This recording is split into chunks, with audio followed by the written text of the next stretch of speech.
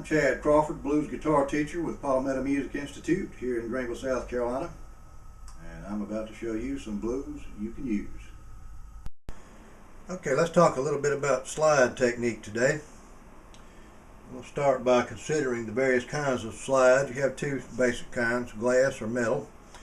You might see a ceramic slide around occasionally. Most of the ones you're going to see are going to be glass or metal. This is one that I have lying around the studio. This one is glass. I use a brass slide when I play with my band, and they have a little bit of a different tone, and the metal slide is going to be heavier, so they have a bit of a different feel. So what you'd want to do is just get a few different kinds of slides and experiment with the one until you find the one that suits you the best. Now, slide technique, why would we want to bother with slide technique? Why not just do the guitar with our fingers? Well, we can get some similar effects to the slide with the bending the strings, but the slide has a different tone and it has a different degree of being able to control the sweep of a change in pitch that you really just can't do the exact same thing with bending with your fingers. So the slide has the advantage of this very high degree of control.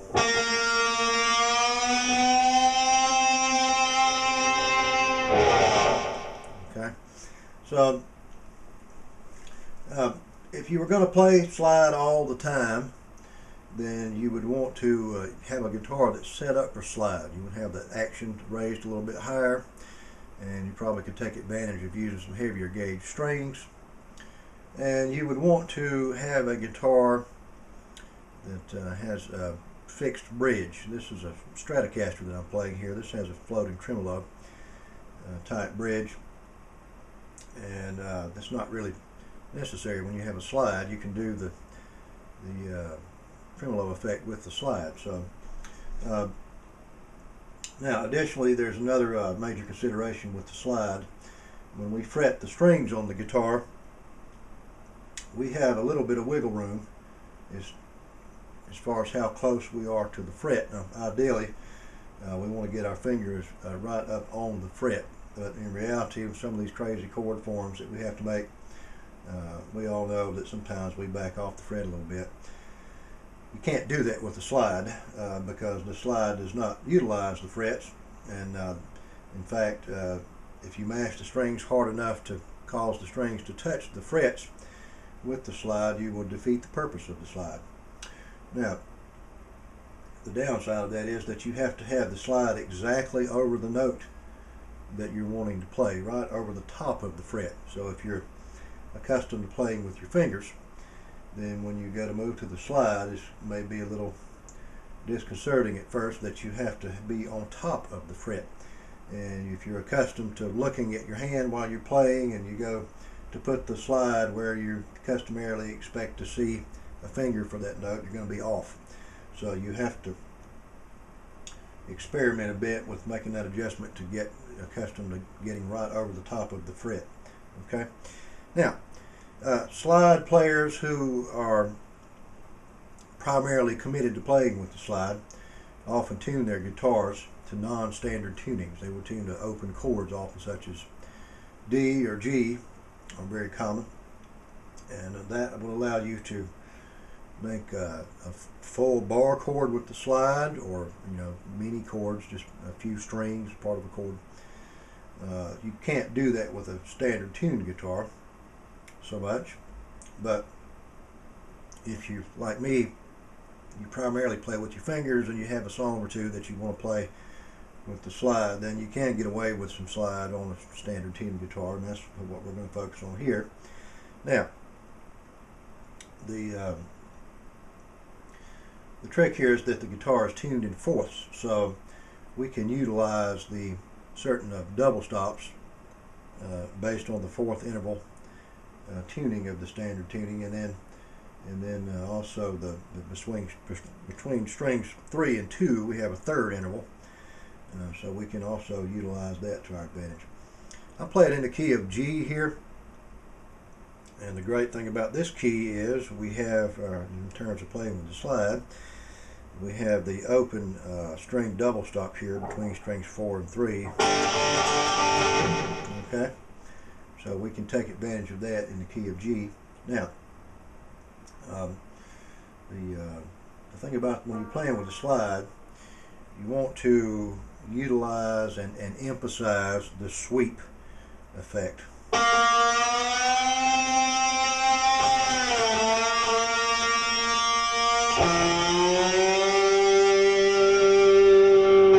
That's the great thing that a slide will do. It gives you that very slow sweep rate. It gives you that haunting, wailing kind of sound, and it's very unique to the slide.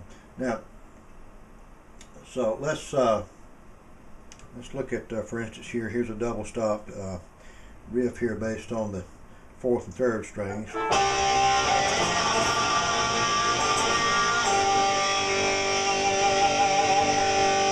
You'll notice that I use the 5th fret, the 3rd fret, and then the open.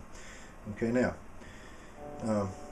look at what you can do here if you use the double stop here on the 4th and 3rd strings, and then you can pick a note off of the 2nd string on the same fret to give you that 3rd interval. Okay.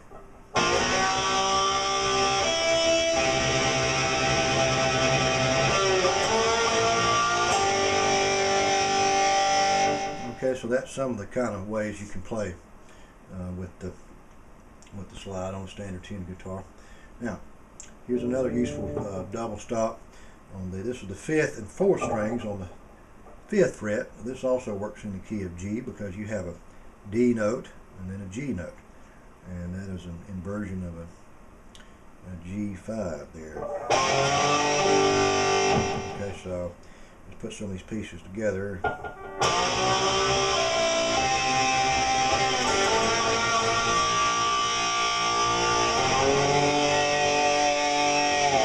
Okay, now I'm in G here, so notice the accessibility of the minor pentatonic here in G. Of course, you can play in other kind of scales, but most of the music I play, the minor pentatonic is going to be most applicable. So let's see how the minor pentatonic would work with the slide in the key of G. So here's the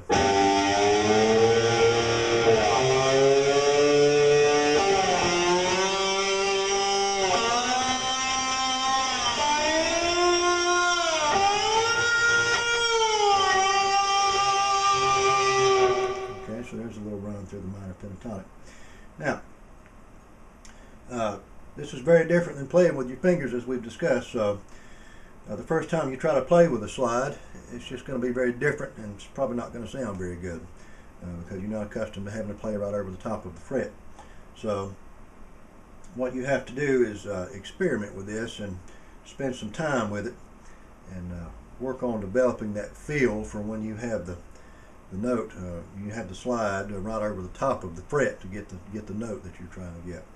And that just takes some very careful listening and repetition until you develop a habit of being able to get right on the note that you are trying to make, because you don't have the advantage of the fret holding the string in place for you. So it's really entirely up to you to get the note in the right place.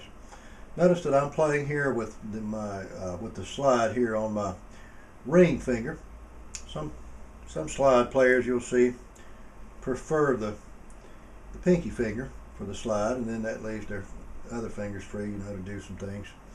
So that's just really a matter of personal preference, and for me, I just feel like I have better control of the slide when I put it on my ring finger. So that's just entirely up to the individual player.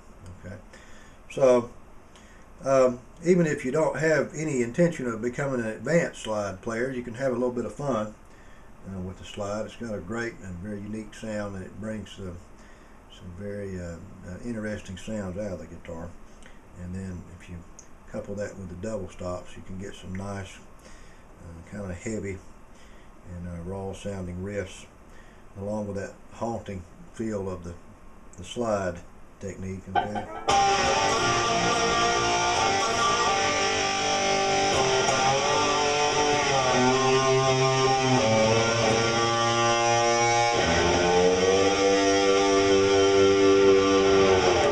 Okay. So just do some experimenting with that and see what you come up with. Probably have a great deal of fun with it after you get accustomed to having that slide right over the top of the strings there, or top of the frets, excuse me. So, as we said, try a few different kinds of slides, see which one suits you best, and then just experiment with these double stops and individual notes. And as with anything guitar, the key to the success with it is going to be to practice, practice, practice. Okay?